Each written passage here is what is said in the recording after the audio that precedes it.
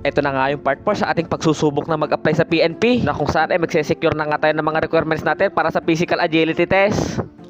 Pagkatapos nga naming maipasa yung BMI namin, nagre-ready na ulit kaming umuwi muna ng Santiago City. Sa ngayon kasi mga kus, wala pa kaming nahanap na boarding house na medyo mura talaga. Kaya bali ganito nga magiging settings muna natin. Uwian muna tayo ng Isabela. Bali ang kalaban talaga natin sa ganitong setup mga kus ay yung biglaang umuulan-ulan. At the same time mga kus ay yung gasolina nga na magagastos natin. Kaya kung gusto mo nga rin talagang subukan mag-apply dito, dapat ready din talaga yung bulsa mo. Bali nagpagasolina nga pala ulit tayo ng 250 pesos. Inabutan pa nga tayo ng malakas na ulan sa biyahe. Kaya hanggang dito nga muna yung video natin ngayong araw na to. Kinaumagahan, naggasolina nga ulit tayo ng another 200 pesos. Bali mag-aasikaso nga tayo ng ECG natin. Isa kasi yun sa requirements para makatakbo tayo sa physical agility test. Bali 300 pesos nga lang pala yung ECG nila dito. Kaso nga lang mga kus, hindi nga naging normal yung reading ng ECG natin. Kaya pipilitan pa nga tayo magpagawa ng cardio clearance. Yung unang pinagawa nga natin na clearance, mali pala mga kus, yung 450 pesos. Bali nasayang nga yun. Dapat pala sa cardiologist tayo magpagawa. Bali ito nga yung total na nagastos natin para sa ECG tsaka clearance. Napag-desisyonan ko na nga din bumili na rin ng sapatos na gagamitin natin sa physical agility test. May kalumaan na rin kasi talaga yung sapatos na ginamit natin last year. Bali ito nga pala yung napili kong design mga kuys. Bali 750 pesos nga yung nagastos natin dito. Bali naglagay na nga rin pala ako ng shoe pad para mas komportable sa paa. Manipis kasi yung dating nakalagay sa sapatos na nabili natin. Bali mura nga lang to sa Shopee mga kuys. Ilalagay ko na lang sa comment section yung Shopee link.